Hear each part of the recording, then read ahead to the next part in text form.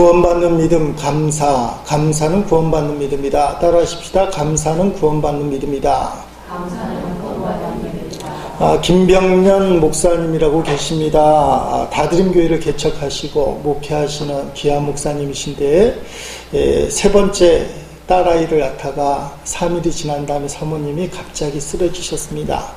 뇌경색으로 쓰러지시고 지금까지 병석에 누워 있습니다. 식물인간이지요. 그러다가 이 사모님 가만히 누워 있으니까 신진대사를 돕기 위해서 발 마사지를 해주려고 찜질기를 발에다가 놓고 어느 날 주일날 밤에 너무 피곤해서 잠이 들었는데 찜질기가 불량 찜질기인지 불이 났습니다. 찜질기 잘 사용하셔야 돼요. 이미 없어져 버린 자기는 사용하던 찜질기인데 불이 나서 사모님 발이 홀라당 타버렸어. 중환자실에 갔는데 한쪽 다리를 절단했습니다. 그래도 감사했대요.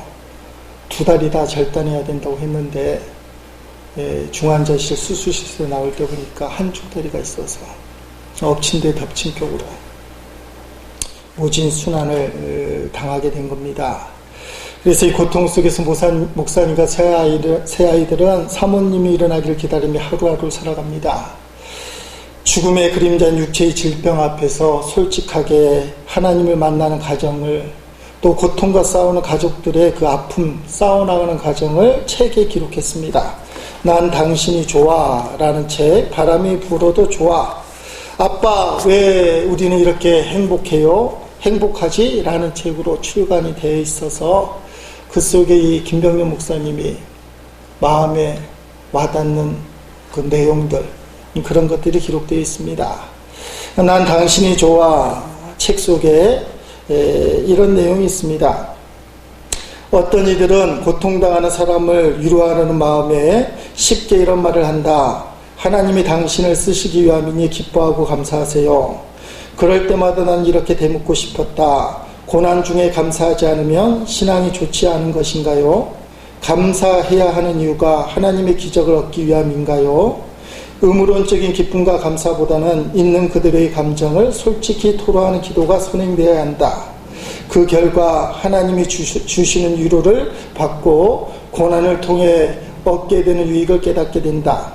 그런 다음에야 기쁨이 찾아오고 감사가 나오는 것이다.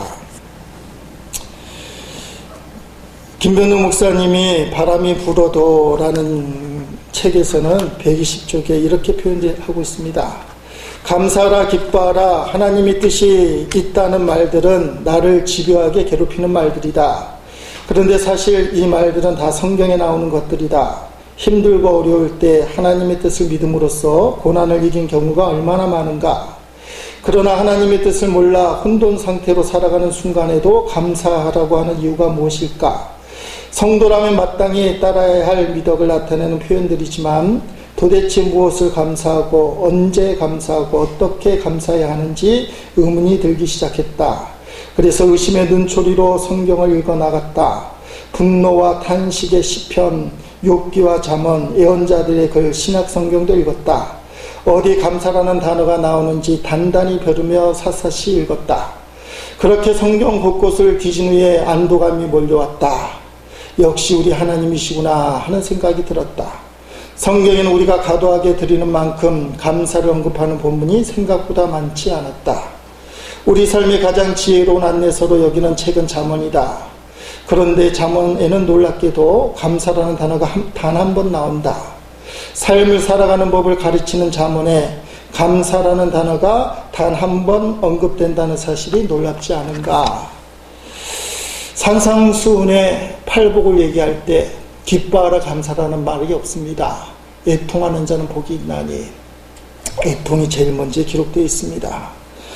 우리가 감사하다는 권면의 홍수 속에 살고 있지만, 그러나 이런 권면은 슬퍼할 시간을 가로막고 아픈 통증을 느끼지 못하도록 강제하는 도구가 될 때 그 감사는 위선이고 인간성을 파괴하며 인간의 감정을 왜곡시킨다.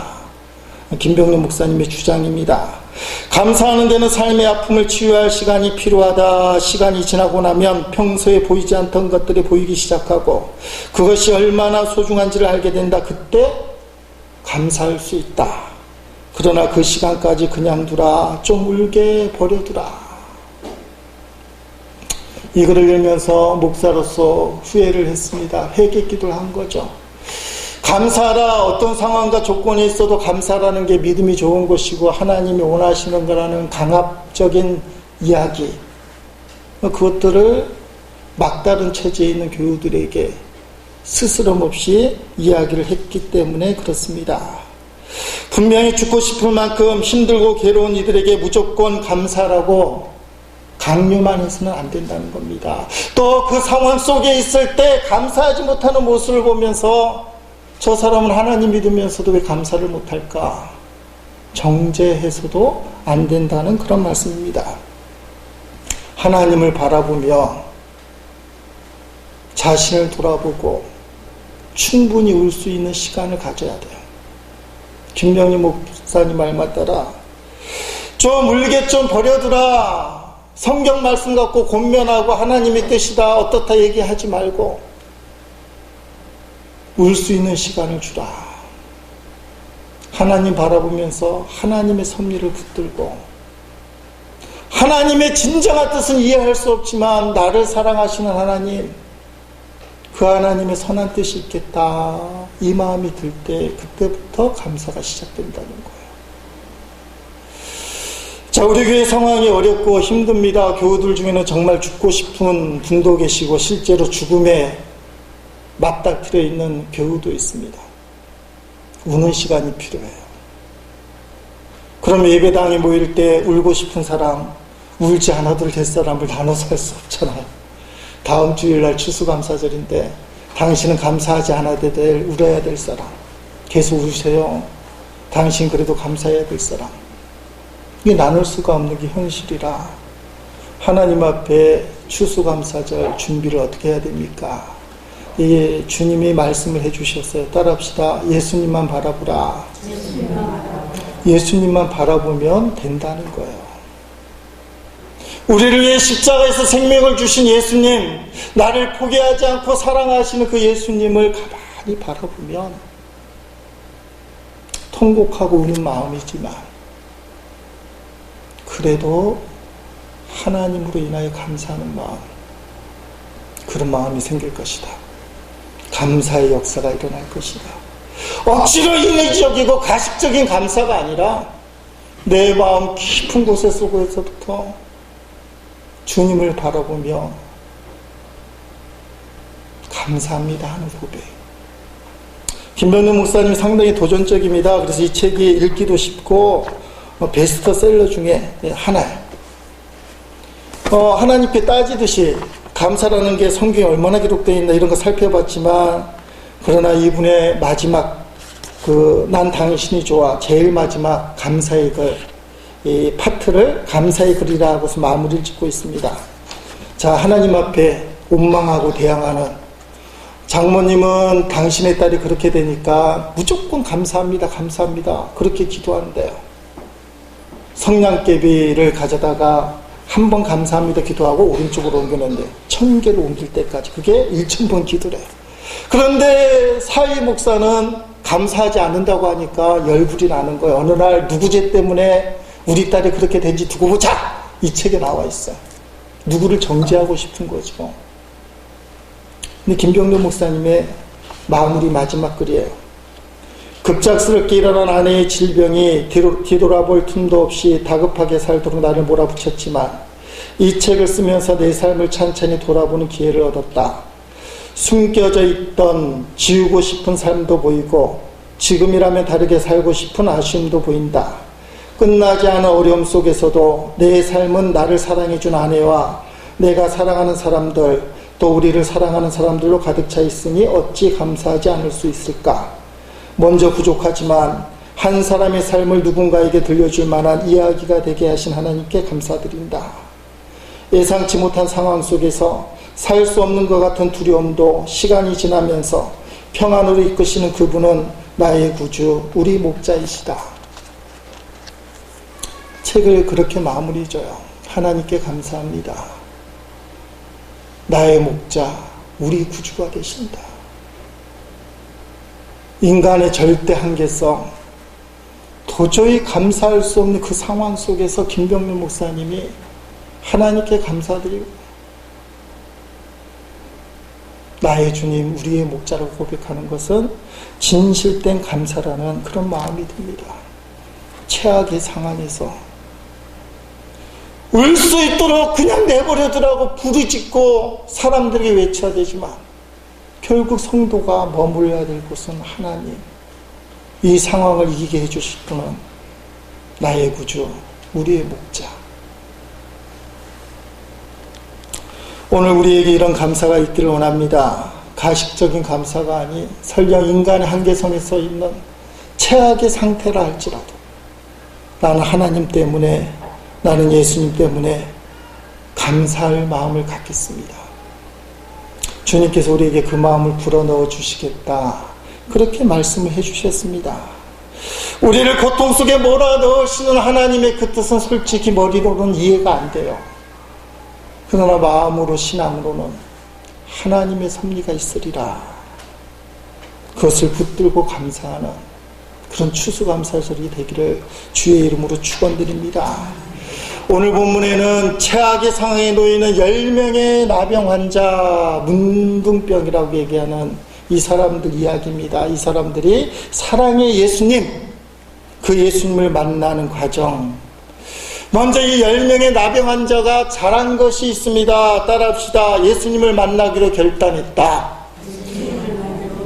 참 잘한 거예요. 예수님을 만나기로 결단한 나병 환자. 예수님이 사마리아와 갈릴리로 지나간다는 이야기를 듣고 그 소문을 들은 10명의 나병 환자들은 예수님을 만나기로 작정했습니다. 예수님을 만나는 나병 환자, 이들은 어떤 면에 있어서 생명을 걸었어요. 나병 환자는 그 당시에 불치병입니다. 전염병입니다. 사람을 만날 수가 없습니다. 사람을 만나려고 사람에게 가까이 오면 정상인들이 돌을 던져서 내쫓아요. 어린아이들이 장난스럽게 돌을 던집니다. 때론 돌 맞아 죽어요. 피부가 문드러 터지는데 돌 맞고 맞게 되면 더 상하는 거예요. 자신들을 보호하기 위해서 예수님께 가까이 가지 못하고 멀찍이서 만났습니다. 내가 설령 이렇게 죽는다 할지라도 병들어 죽는 것보다 한번 예수님 만나고 내 인생을 결정짓겠다. 10명의 나병 환자들은 예수님을 반드시 만나야 됩니다. 멀찍이 서지만 그들은 예수님을 향하여 부르짖었습니다. 여러분 13절 말씀, 그들의 부르짖는 내용이에요. 한번 같이 읽어보십니다. 소리를 높여 이르되 예수 선생님이여 우리를 불쌍히 여기서 사건을 하며 예수님을 구주로 영접한 게 아니에요. 믿음이 없어요. 들리는 소문만 들어서 예수님 만나면 안진뱅이가 일어나고 눈먼 자가 눈뜨게 되고 죽은 자가 살아났다. 우리 나병도 고칠 수 있다. 예수님이 누군지 모르지만 선생님이여 나를 고쳐주소서. 예수님을 만나기로 작정을 한 거예요. 예수님을 만나기로 작정한 이 결단이 역사와 기적의 시작입니다. 저주와 고통의 끝이고 새로운 삶의 변화의 시작입니다. 자신의 나병 환자를, 나병 걸렸다는 사실을 인정하고 그것을 고쳐달라. 나를 불쌍히 여겨 주시옵소서. 여러분 예수님을 선생님이라 부르지 않고 구주라 불러요. 그러면 생명의 예수님이 우리에게 오시는 거예요. 성도들이 예수님 앞에 진실된 기도를 드려야 됩니다. 저는 우리 교회가 그럭저럭 별 문제 없이 부흥할 수 있는 것도 은혜라고 생각을 하지만 그러면 인간의 모임, 프로그램, 목사에 의하여 분위기와의 부흥하는 교회로 전락할 수 있어요. 하나님의 놀라운 역사와 증거가 없어도 그냥 사람들께 모여서 좋은 공동체, 개모임 하듯이. 근데 우리 교회에 어려움이 생기는 이유는 하나님을 만나보라는 거예요. 따라합시다. 겨자씨 같은 현실을 인정하라. 10명의 나병 환자는 자랑할 것이 없는 인생의 이미 그러나 사람들에게 창피한 거잖아요. 마가복음 4장 30절부터 32절에는 겨자씨 비유가 있어요. 겨자씨가 밭에 심기육에 땅에 떨어지면 온수들이 셉니다. 새들이 와서 잡아먹어요. 먹이니까. 그 위험을 감수하고 살아낸 겨자씨는 싹이 나고 줄기가 되고 나무가 되는데 1.5m에서 특별한 종은 3m까지 자라요. 성경에 보니까 크게 성장하여 하늘을 나는 새들이 그 나무에 거하였더라. 저는 그것이 어려움을 당하는 우리 교우에게 또 우리 교회에게 주시는 말씀이라 생각해요. 겨자씨를 인정해야 돼요. 오늘 10명의 나병 환자와 같이 우리를 불쌍히 여겨 주옵소서, 긍휼히 여겨 주옵소서. 자신의 창피하고 부끄러운 현실 인정해야 돼요. 거기서부터 주의 긍휼은 시작되는 거예요. 진정한 주님의 역사는 시작되는 거예요. 가식적인 신앙이 아니고 정말 주님을 만날 수 있는 기회가 주어지는 거예요. 10명의 나병 환자 예수님을 만나기로 결단했는데 그 시작은 우리를 불쌍히 여겨달라는 거예요. 주님은 자신을 오픈하고 불쌍히 여겨달라고 기도하는 그 사람을 외면할 수가 없어요. 우리 하나님은 도와주실 수밖에 없어요. 에스겔서에 보니까요, 하나님이 타락한 이스라엘이 탐탁치 못해요. 이것들이 겨우 구원해줬더니 우상 섬기고 혼합하고 하나님 멀리하고 온갖 타락한 짓 다 하고, 그래서 저주하기로 결정을 하셨는데 이런 말씀이 나와요. 에스겔서에 나와 있는 말씀인데, 타락한 이스라엘을 향하여 하나님 이런 마음을 먹습니다. 에스겔서 16장 6절 말씀 읽어보십니다.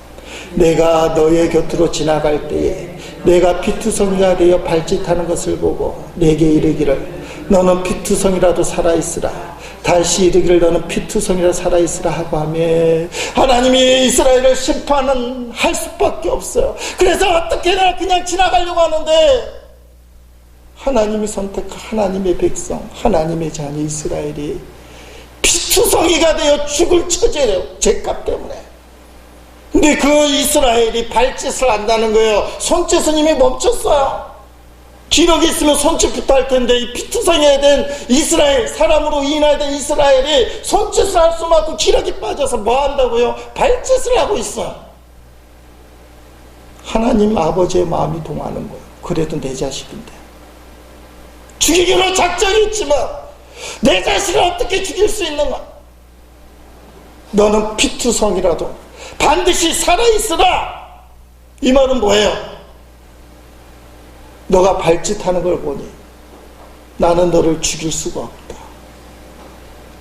너가 피투성이가 되고 죽을 처지에 놓여 있지만 내가 너를 다시 살려주겠다. 이것이 하나님의 마음입니다. 오늘 본문에 나와 있는 예수님의 마음이에요. 10명의 나병 환자를 긍휼히 여기는 마음, 우리를 불쌍히 여겨 주옵소서. 자신을 오픈하고 우리의 나병을 불쌍히 여겨 주시옵소서. 그들의 솔직한 기도, 간절함이 사무친 그 소원, 근데 주님의 역사는 상당히 의외입니다. 여러분, 예수님의 마음을 먼저 읽을 수 있어야 돼요. 예수님은 우리의 아픔을 같이 아파하셔요. 여러분, 사람은 말입니다, 아무리 친해도 때로는 제3자가 될 수밖에 없어요. 사람이니까. 가족도 때로는 타인처럼 느껴지잖아요. 몸을 맞대는 부부조차도 이 인간이 나를 이해하기는 하나. 그런데 우리 예수님은 우리를 정확하게 알아주시고 우리 편이 되어주셔요. 날 때부터 소경된 사람 이야기, 우리가 잘 아는 이야기 아닙니까? 요한복음 9장 1절로 3절까지 보면 제자들과 예수님의 그 보는 마음과 태도가 나와 있어요. 한번 읽어보십니다. 예수께서 길을 가실 때에 날 때부터 맹인된 사람을 보신지라. 제자들이 물어 이르되 랍비여, 이 사람이 맹인으로 난 것이 누구의 죄로 인함이니까? 자기니까 그의 부모니까? 예수께서 대답하시되 이 사람이나 그 부모의 죄로 인한 것이 아니라 그에게서 하나님이 하시는 일을 나타내고자 하십니다. 아멘. 날 때부터 소경된 거는 일단은 죄라는 거예요. 이 죄의 원인이 이 사람 때문입니까? 부모 때문입니까? 원인을 찾고 따지는 거예요. 이 사람 죄는 벌이다. 천벌을 받은 사람인데 도대체 누구 때문에 천벌 받느냐? 사람은 원인을 따져. 근데 주님은 어떻게 얘기하십니까? 함께 아파하셔요. 이 사람이 날 때부터 소경된 건 죄가 아니다. 이 사람의 죄도 아니고 부모의 죄도 아니고 죄가 있다면 이렇게 태어나게 하신 하나님이 죄입니다. 그러니까 주님이 당신이 잘못했다는 거예요. 그래서 주님께서 이 문제를 해결해 주시는데 어떻게 해결해 주시느냐? 하나님의 하신 일을 나타내려고 날 때부터 소경이 됐다는 거예요.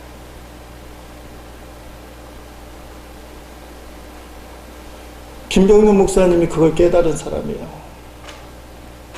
소경 자체, 사모님이 아이를 낳다가 뇌경색에 걸려 식물인간으로 누워있고 돌본다고 돌본 게 다리를 절단하는 화상을 입게 만들고, 이건 도대체가 이해할 수 없는 현실이지만 하나님이 하시고자 하는 일이 있겠다.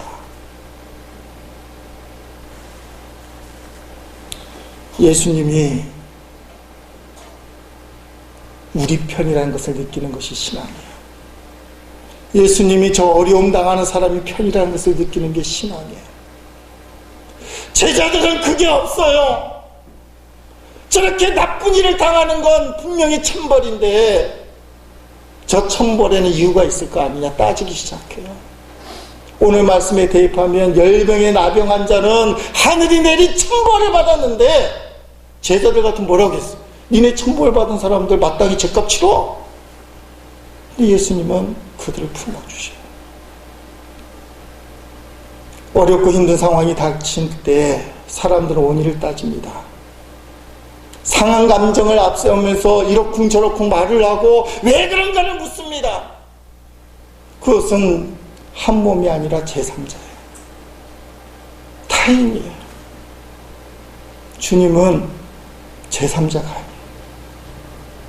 우리와 같은 한 몸이에요. 우리의 아픔을 함께 느끼셔요.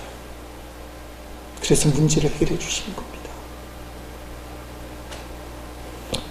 저는 저와 여러분이 주님의 그 마음, 어렵고 힘든 사람을 향하여 한 마음과 한 몸이 되는 그 마음, 그런 단계에 이르기를 주의 이름으로 축원드립니다. 어려움이란 기질이 시작되면 가라지는 날아가게 돼 있어요. 알곡만 남게 돼 있는 거예요. 다음 주일은 추수감사주일인데 추수감사주일은 천국 입성을 체험하는 주일이라 얘기할 수 있어요. 이 땅에서 영혼의 추수를 하는 거잖아요. 곡식의 추수지만 추수감사주일이면 성도에게서는 영혼의 추수, 심판날 천국에 들어간 알곡의 추수. 그 과정은 반드시 영적인 기질이 있어요. 누가 알곡인가 가라지인가, 누가 양인가 음소인가. 잘못된 겨자씨는 다 날아갑니다. 알곡은 남아있어요. 사랑하는 성도 여러분, 오늘 우리가 당하는 고난이 전하유복의 역사가 되어서 자랑스러운 관증거리가 된다면, 그런 하나님의 영광이 우리에게 임한다면, 그때 그 영광과 간증은 주님과 함께 아파하고 교회를 품고 아파하고 교우들을 품고 함께 아파하던 성도들의 눈물과 기도,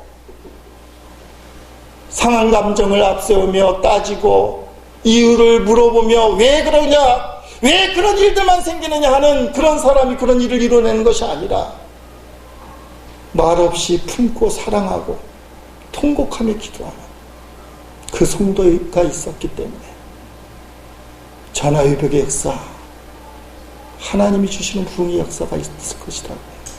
저는 그렇게 믿습니다. 이건 말 갖고 되는 건 아니에요. 성령의 인도하심과 우리의 마음의 감동과 간절함을 주셔야 돼요. 겨자씨 같은 현실, 자랑스럽지 못하고 창피하고 부끄러운 현실이지만 이것을 주님 앞에 내어놓고 통곡하며 주여 우리를 불쌍히 여겨 주옵소서, 긍휼히 여겨 주옵소서 기도하는 자들이 그들이 알곡이에요. 그들이 영적인 추수에 구원받은 성도의 자리에 갈 거라는 거예요. 지난 금요일 날 저녁에 병원 신방을 갔습니다. 그 환자 보는 시간이 정해져 있어서 여러 교우들하고 이렇게 신방을 하고 교회로 돌아왔는데, 금요 심야기도에 9시 반이 넘어서 40분쯤에 시작되었습니다. 사실은 오전에부터 부산에 가 있어서 하루 종일 왔다 갔다 하고 힘들어서 금요 심야기들 거의 억지로 하는 거죠. 정황도 없고 말씀도 잘 준비되지 못하고, 금요 심야기도는 하나님께 하는 거니까 했습니다. 그때 저에게 주시는 말씀이 있었어요. 아주 강력하게 주셨는데, 시편 126편 말씀입니다. 1절로 6절까지 된 말씀인데 읽어보십니다.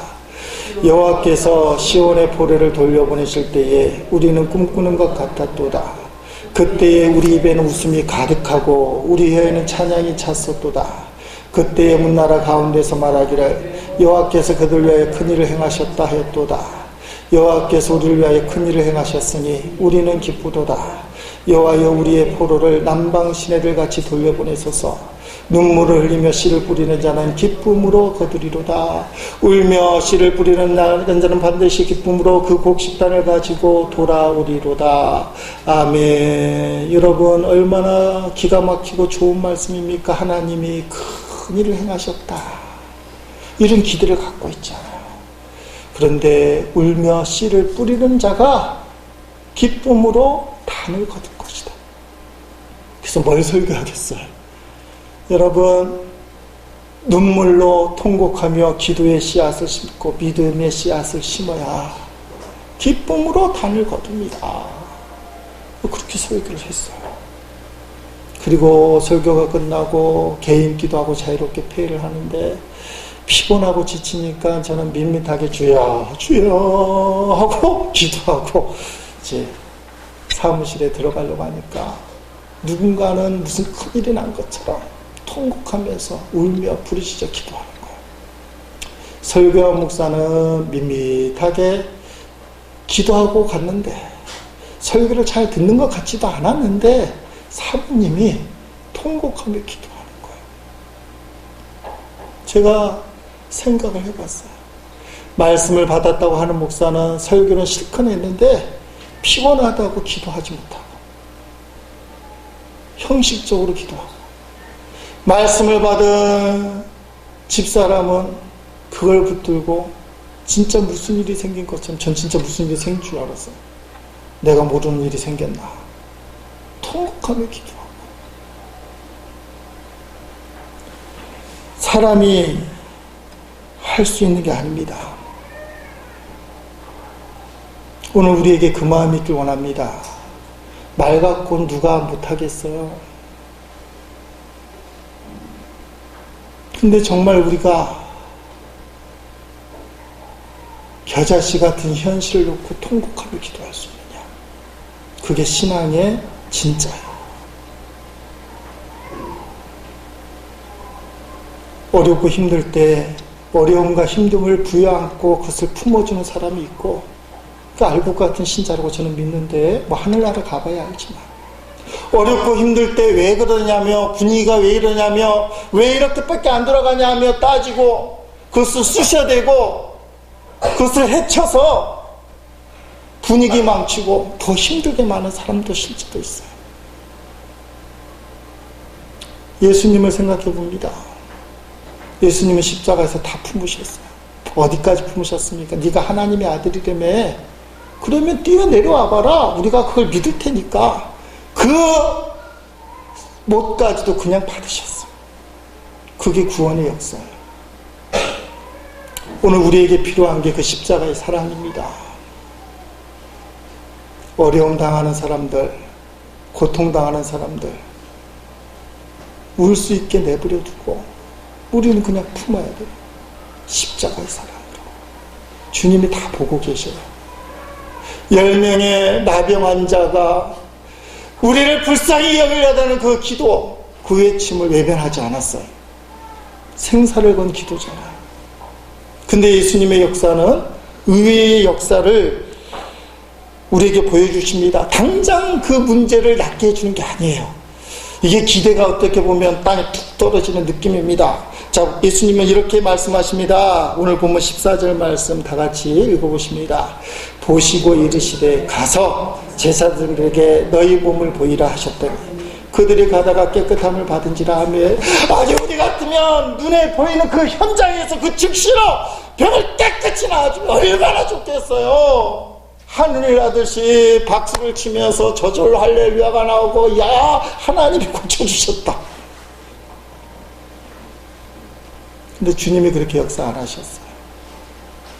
10명의 나병 환자가 두 번째 살아났는데, 첫째는 주님을 만나는 결단, 솔직한 기도를 했고, 두 번째 따라합시다. 말씀에 순종했다. 자, 나병 환자도 따지려고 치면 그렇게, 아니 저 예수라는 선생은 말이야, 사람들 벌떡벌떡 고쳐줬다며. 안진병이 벌떡 고쳐주고, 소경도 다 고쳐주고, 나사로도 단박에 살려주고. 근데 왜 우리는 즉시로 안 고쳐주는 거야? 남들은 그렇게 했다며. 따지는 생각보다 삶의 문제가 더 절실했어요. 남의 생각이 안 들어오고 남이 보이지 않았어요. 나병 환자들은 자신의 문제가 너무 아팠어요. 남을 따질 이유가 없었어요. 그들은 말씀에 순종합니다. 제사장에 가야만 공식적으로 나병이 고침받았다고 선언을 받아야만 사람들과 만날 수 있어요. 제사장이 머무는 성전은 어디에 있습니까? 마을 중심에 있어요. 그 마을 중심에 가기 위해서는 사람들을 만나야 됩니다. 나병 환자 있는 그대로, 현실적으로 고쳐주지 않았지만 그대로 제사장을 찾아가라는 거예요. 말씀을 잘 보십시오. 말씀에 순종하고 나병 환자 그대로 가다가, 말씀에 순종하고 가다가 깨끗함을 받았다. 주님께서는 믿음의 결단을 요구하는 거예요. 믿음의 결단.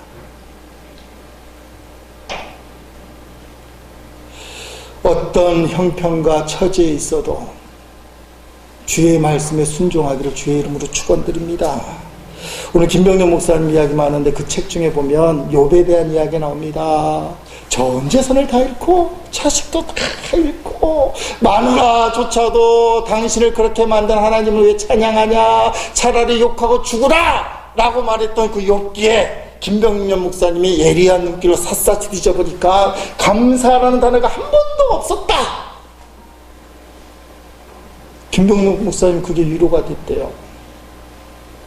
그러나 감사라는 단어가 없었지만, 따라합시다. 불평과 원망도 없었다.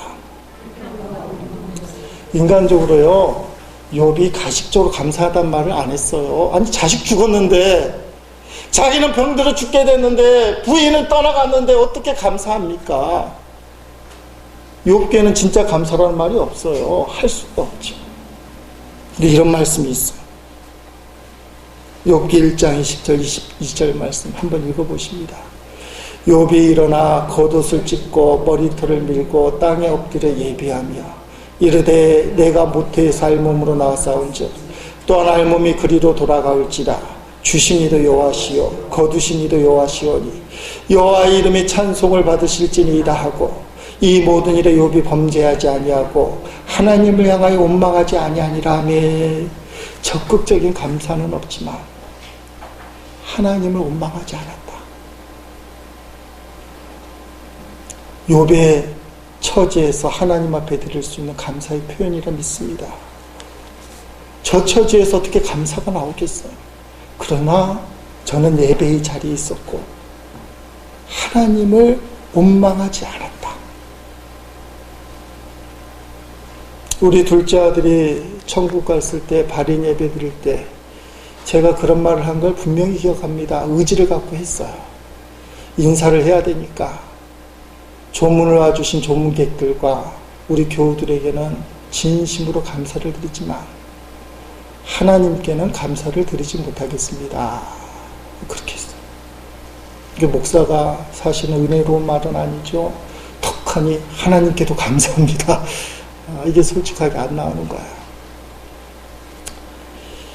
우리 집사람이 장례식을 치르고 하나님께 드린 감사헌금에 이렇게 썼습니다. 18년 동안 우리에게 믿음을 보내주시고 멋진 아들로 기억하게 하시니 감사합니다. 이렇게밖에 할 수 없었던 주님의 마음을 깨닫게 하시니 감사합니다. 수많은 아들, 딸을 주시니 감사합니다. 믿음의 자녀로 인도하게 하실 줄 믿고 감사합니다. 잘 감당케 하옵소서. 그렇게 썼어요. 저는 사실 아직도 우리 둘째 아들을 데려간 이유를 알지 못합니다. 그러나 우리가 저 자신이 믿는 것은 우리 집사람의 표현대로 이렇게밖에 할 수 없었던 주님의 마음, 그것을 받아들인다는 거예요.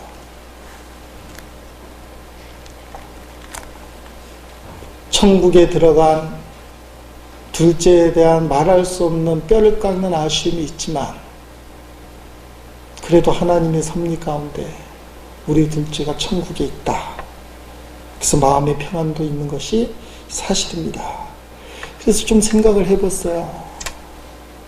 이런 평안이 왜 있을까? 목사로서 직임을 감당하느라 예배드리고 기도하고 그래야 되잖아요.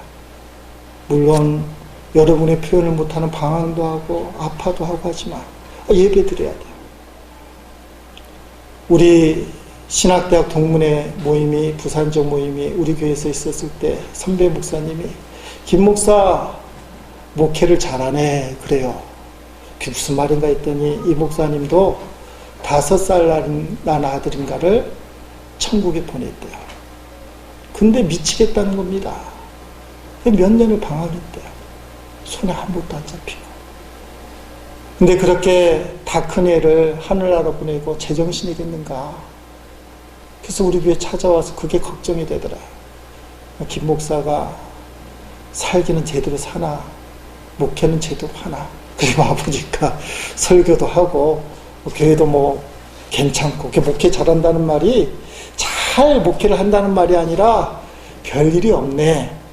하나님 은혜로 큰 문제가 없네. 이게 당신 생각해보니까.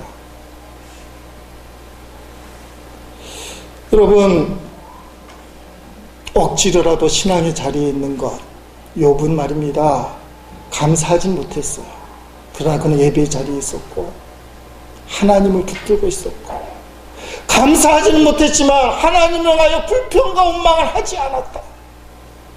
결국은 전화위복의 역사로 끝이 나요. 감정으로 환경으로 신앙생활을 하면서 왔다 갔다 하면 갈대와 같은 신앙이 되고 맙니다. 그 갈대와 같은 신앙은 하나님의 역사와 축복도 왔다 갔다 하게 만들어요. 감정이 좋을 때는 너무나 좋고 모든 게 될 것처럼 보이지만 감정이 떨어지면 다 안 되는 거야. 기도도 안 되고 교회도 안 되고 뭐든 안 되는 거야. 그러나 믿음의 자리를 억지로 지키면 욥과 같이 됩니다. 주님이 반드시 평안을 주시고 흔들리지 않는 믿음 가운데 그 앞길을 열어주셔요. 저는 우리 교회와 우리 교인들이 그 기로에 있다고 믿습니다. 알곡이 되어서 하나님의 신실하고 분명한 역사를 체험하는 것. 앞으로 어떤 일이 펼쳐질지는 아무도 모르지만 진짜 신앙으로 알곡이 되어 이 말세라고 험난한 시대를 어떻게 이겨낼 것인가. 우리의 분명한 신앙을 요구하신 하나님이 우리를 흔들어 주시는 거예요. 그런데 오늘 본문에 보니까 첫째, 10명의 나병 환자가 잘한 게 믿음의 결단, 솔직한 기도. 두 번째, 말씀의 순종까지는 우리가 잘 아는 내용이에요. 세 번째, 두 팀이 싹 갈라요. 1대 9로 나뉩니다. 1은 사마리아 사람 이방인인데 예수님께 돌아온 사람. 9명은 대다수인데도 불구하고 예수님께 돌아오지 않은 사람. 예수님께 돌아온 사람은 감사한 사람으로 표현되고 영원히 구원받았다고 얘기하고 믿음이 있다라고 얘기하고, 9명의 사람은 감사하지 못한 사람이라 성경에 기록되어 있지는 않지만 비약적으로 믿음이 없는 사람이라, 육신의 질병은 치료받았지만 영혼은 구원받지 못한 사람이라 그렇게 표현하고 있어. 나병 환자의 치료 사건을 뛰어넘어 그의 믿음의 진리는 감사에 있다는 것. 자, 그 내용을 한번 살펴봅니다. 15절, 19절까지 한번 읽어보겠습니다. 그 중에 한 사람이 자기가 낳은 것을 보고 큰 소리로 하나님께 영광을 돌리며 돌아와 예수의 발 아래 엎드려 감사하니 그는 사마리아 사람이라. 예수께서 대답하여 이르시되 10사람이 다 깨끗함을 받지 아니하였느냐? 그 9은 어디 있느냐? 이 이방인 외에는 하나님께 영광을 돌리러 돌아온 자가 없느냐 하시고 그에게 이르시되 일어나 가라. 내 믿음이 너를 구원하였습니다 하시더라. 아멘. 물어보겠습니다. 9명의 고침받은 나병 환자는 정말 예수님께 감사하지 않았을까요? 감사했을까요? 여러분 같으면 감사의 마음이 들었을까요? 안 들었을까요?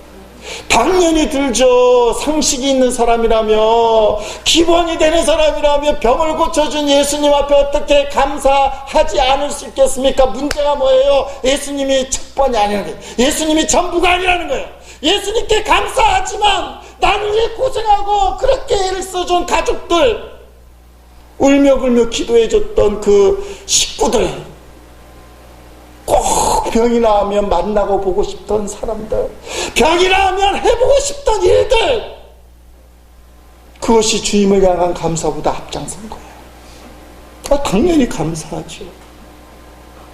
그러나 이 주님을 향한 감사는 좀 이따 해도 된다고 생각했어. 그렇잖아요. 일단은 급하니까 사람들 만나고 하고 싶은 일 다 하고 시간이 되면 예수님 찾아가야지.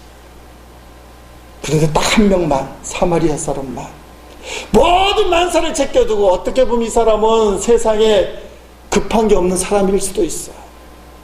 이 사람만은 예수님을 제일로 생각했어요. 전부로 생각했어요. 그래서 예수님 앞에 찾아왔어요. 어떻게 예수님을 만나봅니까? 성경 말씀을 보십시오. 큰 소리로 하나님께 영광을 돌리며 예수님의 발 아래 엎드려 감사했다. 15절 16절에 이어서 큰 소리로 하나님께 영광을 돌리고 예수님 발 앞에 탁 엎드려서 감사를 했다. 예수님의 준엄한 말씀입니다. 예수님은 병이 고침받을까 하셨어요. 10명이 고침받았는데 도대체 9은 어디 있느냐? 감사한 사람이 이방인밖에 없느냐? 아니, 다들 감사는 했을 것이지만 주님이 인정하는 감사가 누구냐? 예수님을 가장 먼저 생각한 이방인, 사마리아인 이 사람이라. 아니, 성도가 예수 믿고 구원받았는데 기쁨과 감사가 없는 사람이 어디 있습니까? 그래서 교회 나온 거잖아요. 마음의 감동도 있고 주의 은혜로 살아요. 그런데 이 감사의 표현이 예수님이 1순위가 안 된다면, 예수님 우리에게 그렇게 말씀하실 수 있습니다. 너는 왜 감사하지 않니? 9명은 도대체 어디 있느냐? 우리가 언제 감사하지 않은 적이 있습니까? 늘 마음으로 감사합니다. 근데 감사를 인정하지 않는 거예요. 9명의 감사는 도대체 어디 갔느냐? 나를 찾아와 감사한 사람은 이 한 사람밖에 없느냐? 그들 9명은 육체의 나병의 치료는 받았을지언정 영혼의 구원은 받지 못했다. 마지막으로 하신 말씀입니다. 가라, 너의 믿음이 너를 구원하였다. 예수님만을 전부로 생각해서 감사한 믿음을 가진 사람에게 주님은 영혼 구원의 선포를 했습니다. 성도들에게 있어서 가장 큰 일이 감사하는 일이라는 것이죠. 지금 죽어도 천국 가는 이 영혼의 구원이 제일 귀하다. 이것 때문에 어떤 죽을 일을 당하고 설령 죽는다 할지라도 구원의 하나님 앞에 감사할 수 있습니다. 다음 주일은 추수감사절인데 최악의 상황에서도, 인간의 한계점 상황에서도, 울 수밖에 없는 현실 속에서도 나는 하나님 때문에, 구원의 하나님 때문에, 앞으로 우리를 구원하실 하나님 때문에 난 하나님 앞에 감사리로다. 하박국의 감사 표현입니다. 하박국 3장 17절 18절 말씀 같이 읽어보십니다. 비록 무화나무가 무성하지 못하며 포도나무에 열매가 없으며 감람나무에 소출이 없으며 밭에 먹을 것이 없으며 우리의 양이 없으며 외양간에 소가 없을지라도 나는 여호와로 말미암아 즐거워하며 나의 구원의 하나님으로 말미암아 기뻐하리로다. 아멘. 상황과 조건이 아닌 날 구원하신 주님, 또 날 구원하실 주님 때문에 하나님 앞에 감사할 수 있는 추수감사절, 그런 절기가 다음 주일이 될 수 있기를 주님의 이름으로 간절히 축원드립니다.